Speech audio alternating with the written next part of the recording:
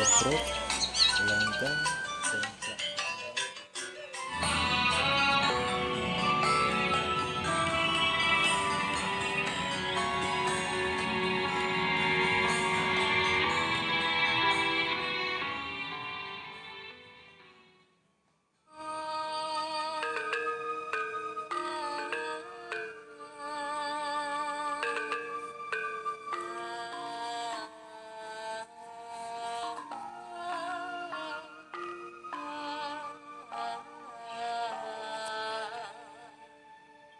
Assalamualaikum warahmatullahi wabarakatuh. Salam jumpa sahabat subscriber. Dalam jejak di balik tabir, menguak yang tak terungkap, mengupas yang tak tersingkap. Kali ini kami akan menceritakan tentang legenda si Gringsing dan si Kasur, di mana beberapa waktu yang lalu telah terjadi longsor jalan retak di Bukit atau Gunung Cilirit, Kabupaten Tegal.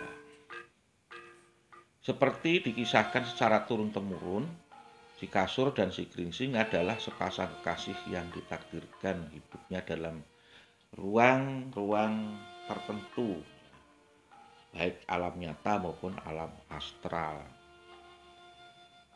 Sebelumnya saya ingin menjelaskan tentang si Kasur dan si Gringsing. Ini masuk mitos atau legenda ataukah dongeng. Namun menurut kami dari pendapat dan juga cerita-cerita daripada masyarakat setempat dan saya analisa, ini adalah sebuah legenda. Oleh karena itulah perlu saya jelaskan perbedaan legenda dan mitos. Mitos itu berasal dari kata atau bahasa Yunani, yaitu mite. Ya, ini juga dalam bahasa Belanda ya, mite adalah bagian daripada suatu folklore yang berupa kisah berlatar belakang masa lampau, mengandung penafsiran tentang alam semesta, seperti penciptaan dunia dan keberadaan makhluk dan seisinya, serta dianggap benar-benar terjadi oleh masyarakat setempat atau yang punya cerita. Dalam pengertian yang lebih luas, mitos dapat mengacu kepada cerita tradisional. Pada umumnya, mitos menceritakan terjadinya alam semesta dari bentuk topografi, keadaan dunia, dan para makhluk penghuninya. Itulah mitos. Kemudian legenda. Bahasa latinnya adalah legaire.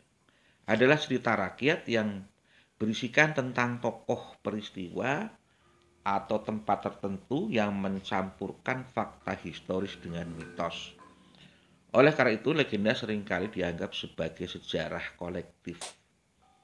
Walaupun demikian, karena tidak tertulis, maka kisah tersebut telah mengalami distorsi sehingga seringkali jauh berbeda dengan kisah aslinya.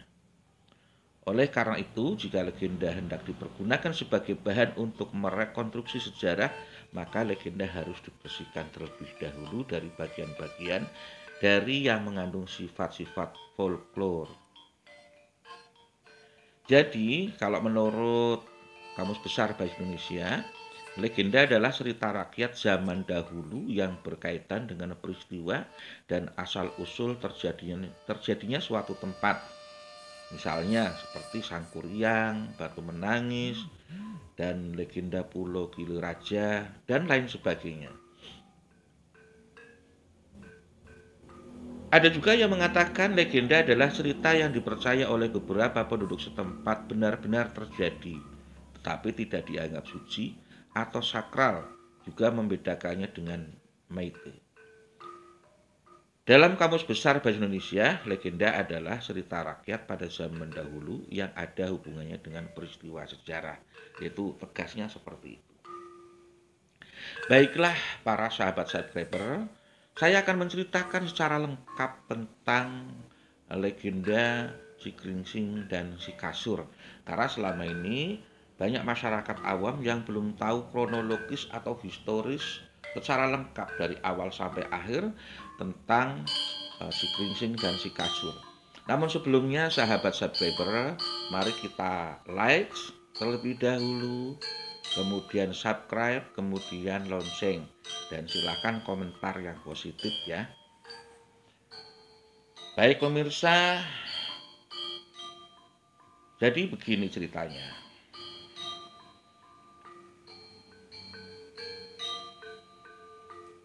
Pada zaman dahulu kala, hiduplah sepasang kekasih, yaitu si Gringsing dan si Kasur. Gringsing ini adalah seorang pria, sedangkan Kasur adalah seorang wanita. Sepasang kekasih kemudian melangsungkan pernikahan. Karena perasaan cinta yang demikian mendalam pada sepasang kekasih. Di antara lorong barisan tetamu mereka berjalan beriringan. Setiap langkah menapak seirama dengan nada gamelan yang mengalun, anggun. Di hadapan mereka, sebuah pelaminan bertahta ukiran berwarna keemasan menanti. Sepasang kursi berlapis kain beludur warna merah menyala menyambut kedatangan kekasih yang paling bahagia kala itu. Langit dan bumi serasa memberikan penghormatan teristimewa untuk bahagia mereka. Di atas pelaminan mereka duduk bahagia karena terlihat dari senyum bibirnya. Dihiasi pula tatapan mata yang memancarkan binar cahaya kasih yang meneduhkan. Benar-benar pasangan yang membuat iri setiap orang yang datang menyaksikan dan memberikan doa restu. Pesta pernikahan usai. Matahari kembali menapaki langit timur.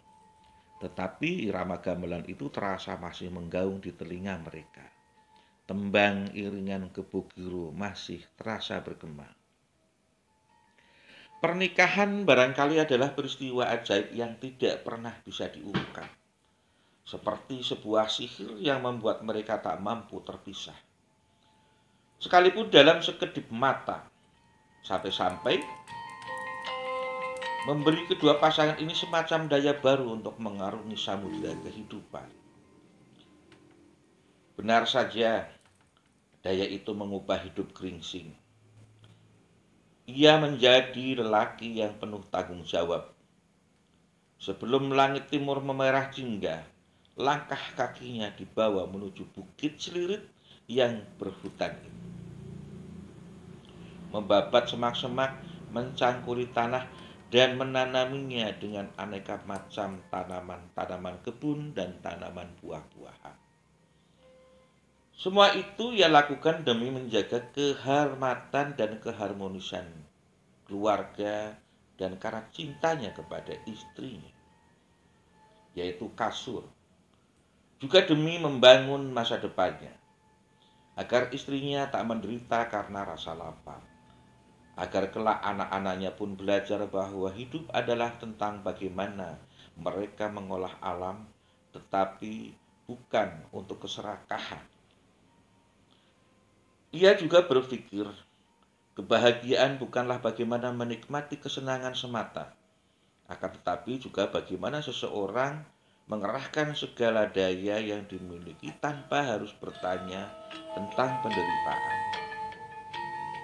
Karena penderitaan yang sesungguhnya adalah ketika seseorang tak sadar bahwa ia teraniaya oleh kesenangan. Sebongkah tanah tidak akan ada artinya jika ia tak ditanami dengan cinta. Dan kau istriku adalah air yang dijatuhkan langit untuk menjaga tanaman itu dari rasa haus, kata Gringsing pada istrinya. Air tak menemukan jalan menuju samudera agar ia dapat kembali menjadi hujan, jika engkau suamiku tak mencangkuli tanah itu menuju sungai, balas istrinya Kasur. Baiklah, akan aku cangkuli tanah untukmu juga. Aku pamit, Sebelum matahari mencegatku di perjalanan, ujar Gringsing memotong pembicaraan di pagi buta. Di pagi buta itu. Alangkah bahagianya Kasur memiliki suami yang setia. Maka demi membalas kesetiaan suaminya itu, ia tak pernah melewatkan waktu di dapur. Memasak makanan kesukaan suaminya untuk dibawa ke kebun saat matahari tepat di atas kepala. Melintasi hutan di atas jalan setapak, Kasur menggendong wakul anyaman bambu buatan tangan suaminya. Ia bawakan serta masakan yang sangat disukai Gringsing. Bersama-sama mereka menikmati makanan itu. Di bawah teduh pohon yang batangnya menjulang ke langit. Di kaki tebing tak jauh dari tempat berdirinya pohon itu mengalir sungai Gung yang airnya tampak jernih. Kau tahu apa yang membuat sungai itu indah? Tanya Gringsing. Kasur menggeleng. Ia diam, menunggu suaminya mengucapkan kata-kata yang selalu berbeda setiap hari. Ya, ia senang mendengar kata-kata suaminya. Setiap diucap, ia merasa tak lagi menginjak bumi, seperti melayang, terbang ke udara. Karena aliran air yang gemericik dan segar, tanpa air ia hanyalah lekukan tanah kering seperti jurang berbatu. Dan kau tahu, air itu kamu, istriku. Tutur Gringsing lembut sambil membetulkan sehelai rambut istrinya yang jatuh di dahinya. Menyelipkannya di sela daun telinga perempuan yang wajahnya selalu bercahaya itu. Kau tahu, di dalam tubuhku, air itu selalu mengalir, melahirkan semangat yang selalu baru dengan kesegarannya. Lanjut Gringsing. Begitulah mereka melewati hari-hari mereka.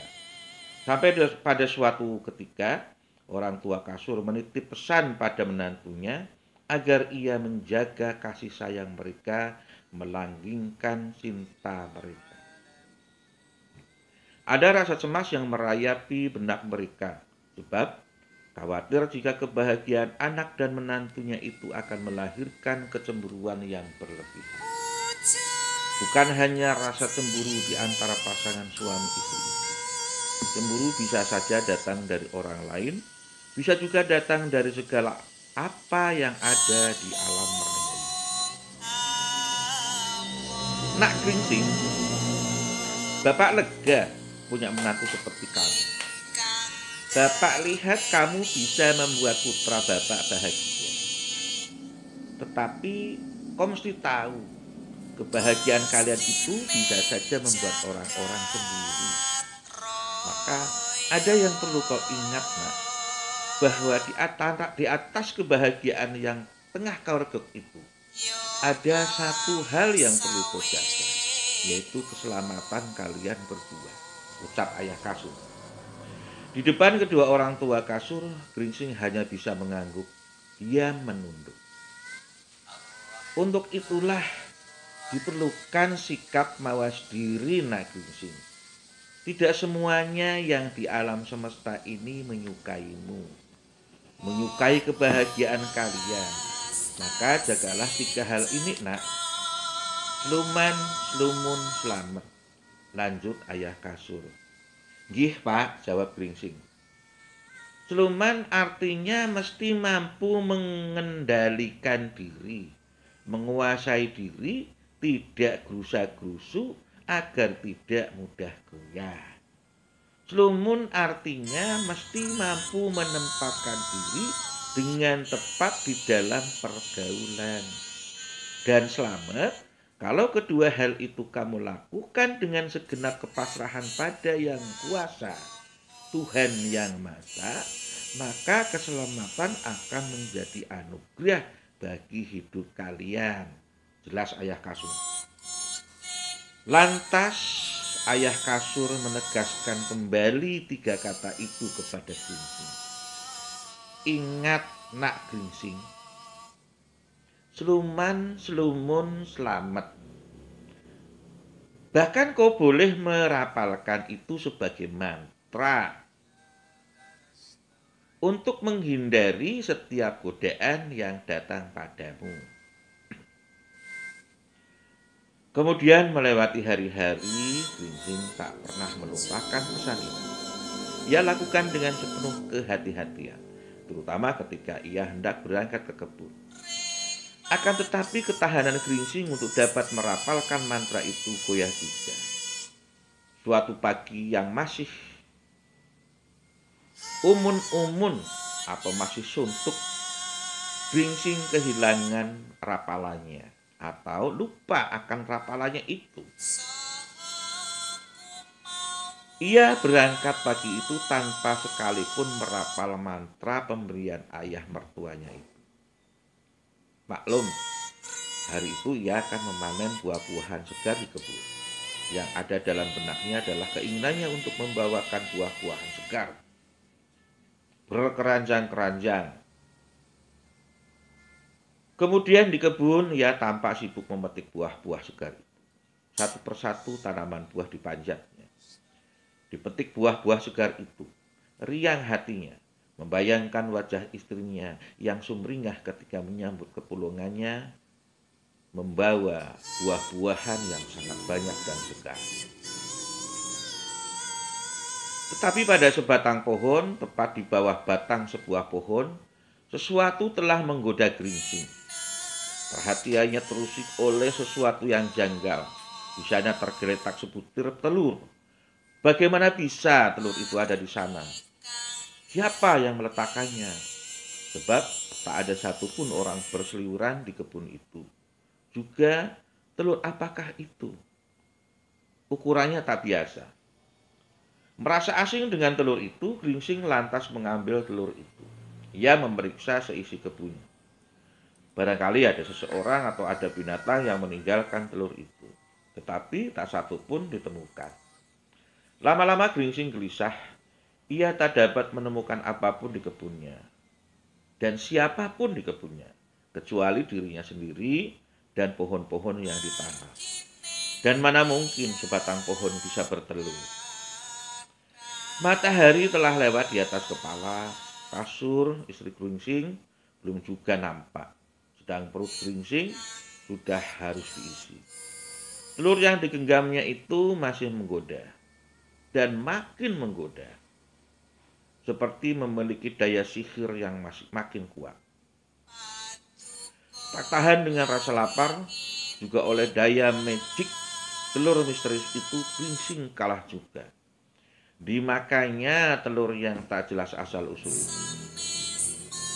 Buat pengganjal perut saja sembari menunggu kedatangan kasur. Dalam hati Gringsing. Usai menelan telur itu, Gringsing merasa badannya segar kembali. Seperti mendapatkan asupan daya energi. Tetapi ada sesuatu yang tak biasa ia rasakan bersamaan itu pula. Dorongan daya yang ada di dalam tubuhnya terus saja membesar. Pelan-pelan tubuhnya merasakan keanehan. Mula-mula menghangat, lama-lama menjadi panas. Sampai akhirnya ia merasakan sekujur tubuhnya semakin panas, kulitnya pun memerah, nyaris melepuh. Segera ia menuju sungai, meminum air seteguk demi seteguk. Namun, rupanya panas tubuhnya tak kunjung reda. Ia meminum lagi air sebanyak ia mampu. Tetapi selalu saja tak cukup. Tubuhnya semakin merasa seperti terbakar. Ia tak kuat lagi. Lantas ia menceburkan diri ke dalam sungai Gung. Di dalam sungai ia merasakan ada sesuatu yang tidak lazim pada tubuhnya. Ia merasa aneh dengan dirinya. Bagaimana bisa ia bernafas di dalam air dalam waktu yang lama? Padahal ia tak pernah melakukan itu sebelumnya. Lalu ia merasa ada perubahan-perubahan pada tubuhnya. Mula-mula pada rahangnya, telinganya, dan juga moncong hidungnya. Lalu tangannya mengecil, kedua kakinya pun mulai merapat, menyatu seperti membentuk ekor yang panjang. Ia sebenarnya ingin berontak dengan perubahan itu. Tetapi setiap kali ia menyumbulkan kepalanya ke permukaan air, nafasnya terasa sesak dan tak kuasa untuk menahan sengat matahari. Ia kembali lagi ke dasar sungai, begitu seterusnya, hingga tubuhnya benar-benar berubah. Kasur tiba di kebun. Diedarkannya pandangan matanya. Tak ia temukan suaminya di sana. Ia mulai merasa cemas dan was-was. Karena tak seperti biasa suaminya menghilang tanpa pamit. Ia merasa aneh. Sambil membawa perasaan anehnya itu, Kasur terus mencari suaminya. Di manakah ia berada? Dari kebun itu ia menuruni bukit kecil dan menuju sungai. Di sana tak juga ia temukan suaminya. Pikiran buruk mulai menghantui. Ia membayangkan jika suaminya mati diterkam binatang buas atau mati karena dibunuh seseorang. Bayangan buruk itu seketika membuat tubuhnya kehilangan daya. Sekujur tubuhnya tak bisa lagi ia gerakan. Hanya bersimpuh yang ia bisa, sambil meratap dan menangis memanggil nama suaminya. Dari dasar sungai itu samar-samar Gringsing mendengar suara itu. Lantas dia berusaha menuju ke permukaan air sungai. Ia memainkan tubuhnya yang baru. Tetapi apa yang dikehendakinya tak berjalan sesuai dengan rencana. Ketika Gringsing keluar dari permukaan air atau keluar dari air, Kasur mendadak kaget dan terkesiap. Ia ketakutan. Dalam ketakutan itu Kasur lantas melempari kepala Gringsing dengan batu. Ia berteriak ke Gringsing suaminya. "Oh, kau rupanya yang telah membunuh suamiku. Kembalikan, kembalikan suamiku, hei ular." Gringsing bergeming. Saat itu ia baru saja tersadar bahwa dirinya telah berubah menjadi ular. Itu ia tahu dari kata-kata istrinya. Kasur masih saja berteriak-teriak dan melempari ular itu dengan batu. "Jahanam, kembalikan suamiku." Sebuah batu kecil mengenai pelipis mata Gringsing yang telah berubah menjadi ular itu. Batu kecil itu membuat Gringsing terbangun dari lamunannya. Lantas ia berkata, "Tunggu, tahan, jangan kau lempari aku lagi." Kasur kaget setengah mati. Setengah tak percaya pula jika ular itu bisa bicara. Dan ia mendengar suara yang tak asing di telinganya. Suara suaminya. Lama ia terdiam. Lama pula Gringsing tanpa kata-kata tertegun. Kasur menatap penuh-penuh wajah ular itu.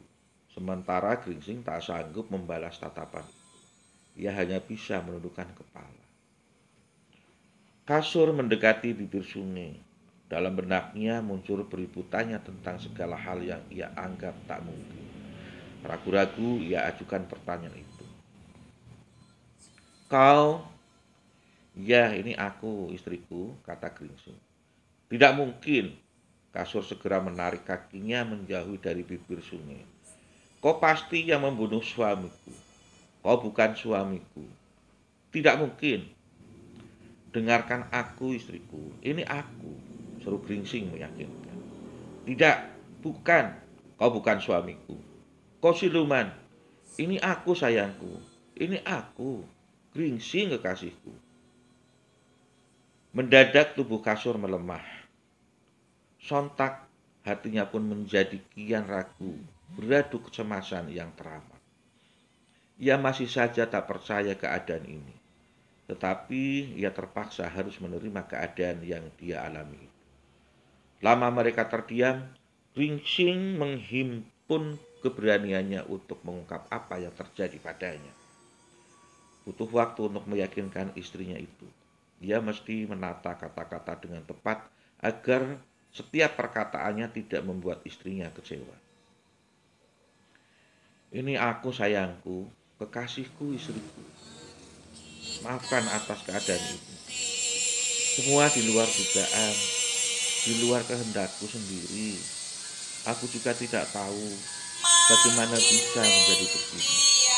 Andai saja terus itu kubiarkan saja, mungkin keadaannya akan lain. Sekali lagi aku mohon padamu, maafkanlah aku, istriku," jelas Gringsing. "Telur, Kau memakan telur itu? Iya sayangku.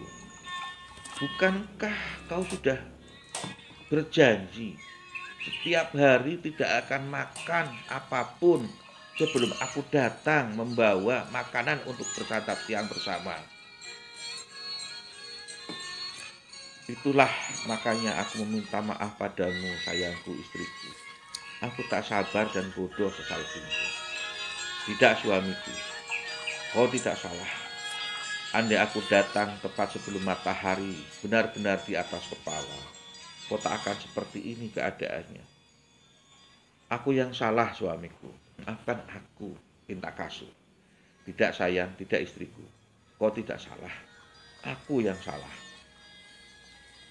Tidak, sayangku, kau tidak salah. Sebab kau telah menjalankan tugasmu sebagai seorang suami yang baik, sementara aku lalai. Mestinya aku yang kena kutukan itu, bukan kamu. Ucap kasur dengan diiringi isak tangisnya yang sangat dalam. Perlahan kaki kasur ia bawa ke bibir sungai. Di tangannya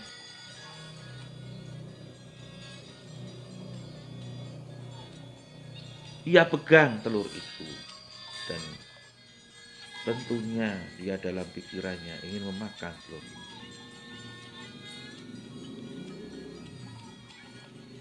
Telur itu ia temukan di dekat sungai, di bawah pohon tempat mereka biasa menyantap makan siang. Sambil memakan sisa telur itu, pelan-pelan ia memasuki air. Sambil terus mengucapkan kata, akulah yang mestinya terkutuk. Akulah yang mestinya menerima hukuman itu, Kang Mas. Itu yang dilakukan oleh Yesus. Setelah tadi melihat telur setengah yang telah ditinggalkan oleh suaminya atau yang telah diletakkan oleh suaminya, kasur mengambilnya dan memakannya.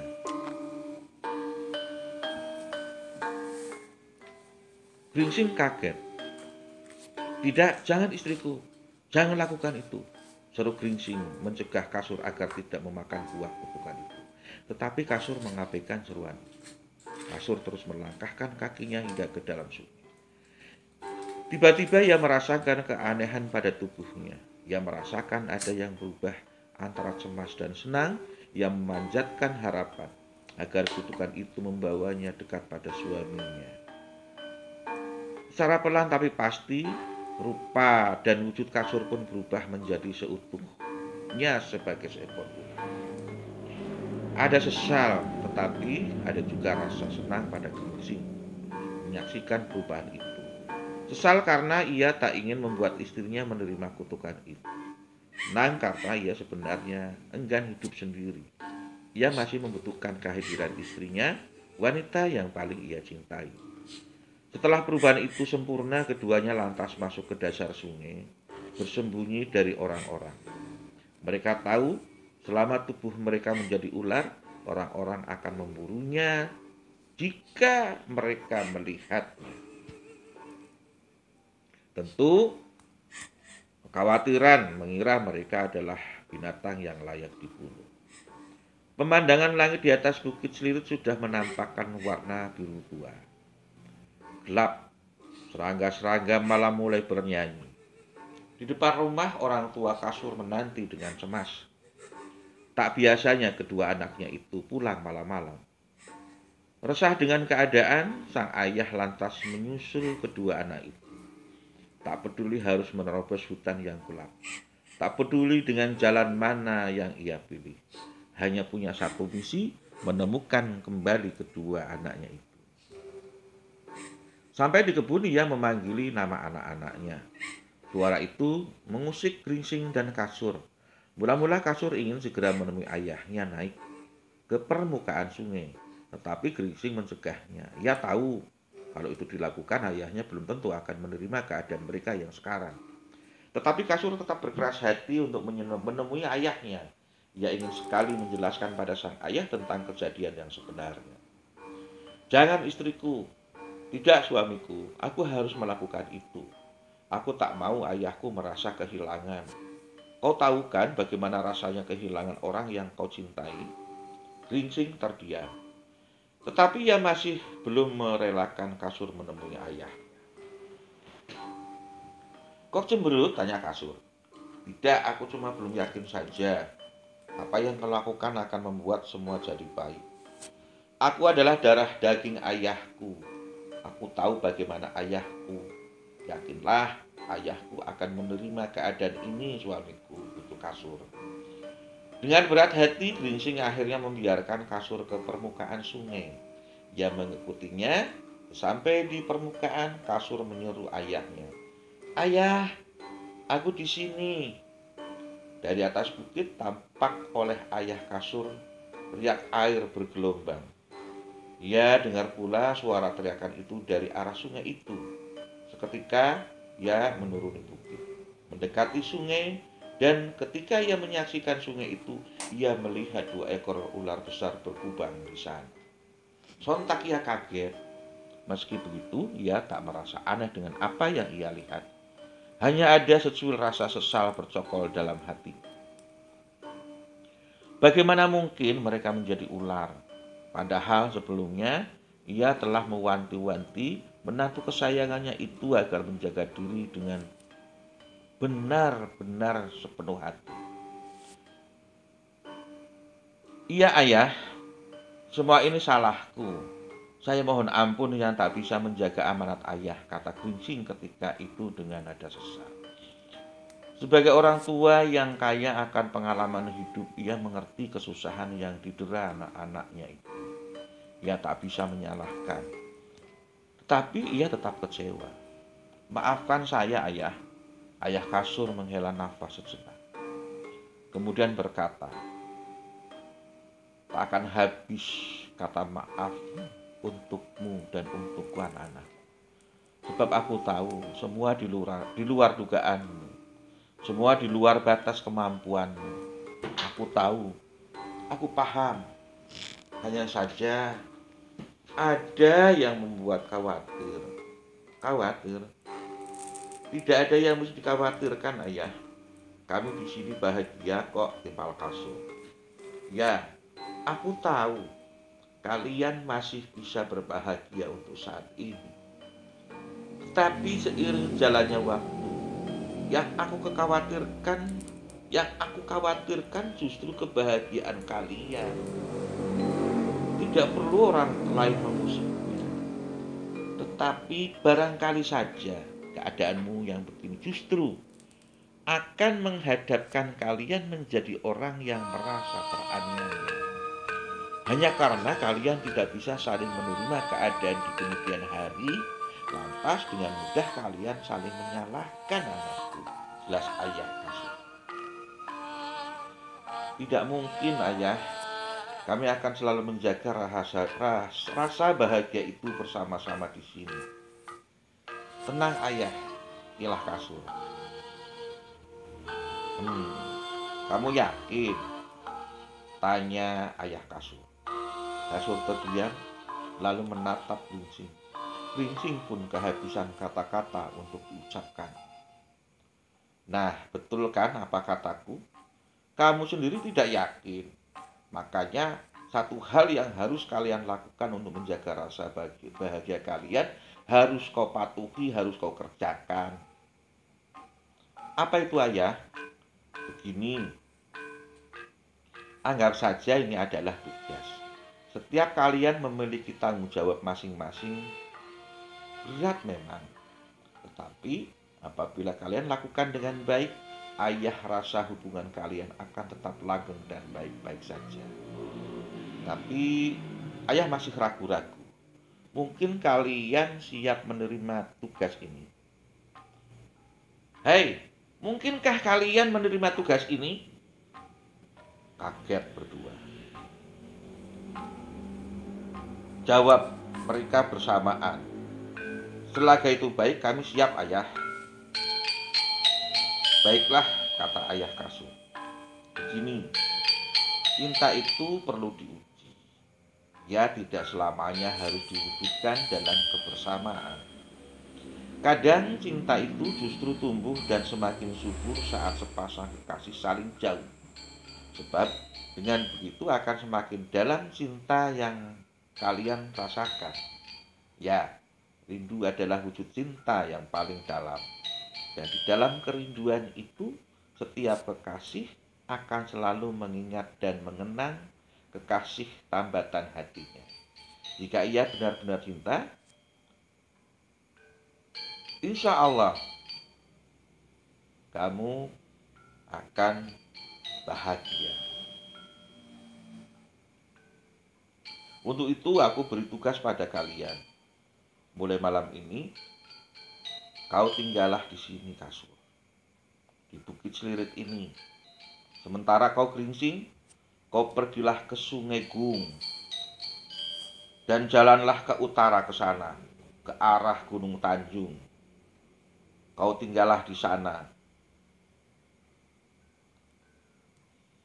Baik ayah, tak ada yang menyanggah, juga tak ada pertanyaan.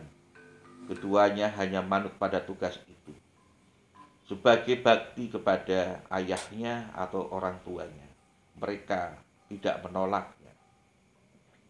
Hidup terpisah dalam balutan cinta kasih sayang yang mendalam. Tahun berganti tahun mereka lalui kehidupan yang demikian berat. Rasa rindu kian menebal. Cinta mereka tak goyah, malah semakin tumbuh subur. Mereka berjumpa hanya sesekali saja dalam beberapa tahun.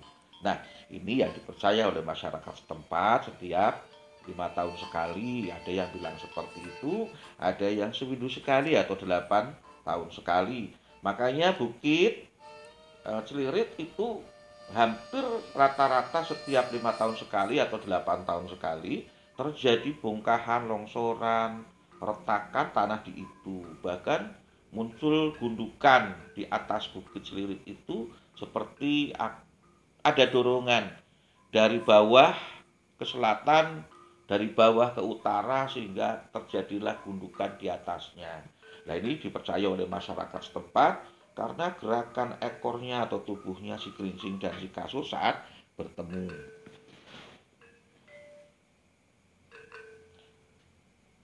Pada setiap perjumpaan itu, geringsing merenangi sungai, berusaha mencapai tempat kasur tinggal. Tetapi rupanya gerak tubuhnya membuat gerak air menjadi deras dan bergelombang. Akibatnya terjadilah longsor, jalan patah, jalan retak, dan batu-batu berserakan di sepanjang kali Gung hingga Bukit Selirit. Kerusakan itu membuat langit mengirimkan petir pada geringsing. Di saat kepalanya mendongak ke permukaan, petir menyambarnya. Petir itu pula yang membutakan sebelah matanya, hingga bercucuran darah. Sungai pun memerah seketika. Demikian pula kasur. Ketika rasa kangennya memuncak, ia tak jarang menyumbulkan kepala dari atas bukit. Tetapi lagi-lagi langit memerintahkan petir untuk menyambar kepalanya. Kasur takut dan menenggelamkan kepalanya lagi. Begitulah legenda atau kisah mereka. Sampai pada akhirnya oleh sebagian besar masyarakat sekitar menjadi kisah atau legenda yang dikaitkan dengan fenomena petir dan beragam kejadian alam di Bukit Selirit. Nah, itu ya ceritanya. Jadi bisa, kebetulan saya juga pernah mendengar dongeng dari kakek nenek saya, yang terutama nenek kalau menjelang itu didongengin tentang si geringsing dan si kasur. Jadi begitulah, jadi para sahabat subscriber, eh, legenda ini atau cerita ini sudah saya ceritakan secara lengkap. Semoga ini bisa diceritakan kepada saudara-saudara, pada anak-anak kita, cucu-cucu kita. Tapi janganlah menjadi suatu keyakinan bahwa ini bahwa Bukit Selirit itu sampai retak, kemudian longsor itu karena ulah si geringsing atau si kasur. Itu semuanya adalah fenomena alam. Ya. Fenomena alam. Jadi mari kita bersama-sama. Yang terpenting dengan adanya jadian fenomena alam di Bukit Selirit ini, kita berdoa semoga Bukit Selirit tetap utuh ya, selamat, dan penduduknya terutama di sekitar situ di Kalibakung, Bojong, Lebasiu, Balapulang ya, dan sekitarnya semuanya eh, selamat, dan tentunya diharapkan mari kita bersama-sama menjaga alam semesta ini, menjaga tanah, menjaga gunung ya supaya tidak gundul dan supaya tetap tertanami oleh tanaman-tanaman sehingga bisa untuk menjadi resapan air tatkala hujan. Kiranya dari saya cukup sekian, jangan lupa like, subscribe, dan lonceng dan komentar. Terima kasih, semoga bermanfaat. Assalamualaikum warahmatullahi wabarakatuh. Rahayu, rahayu, rahayu.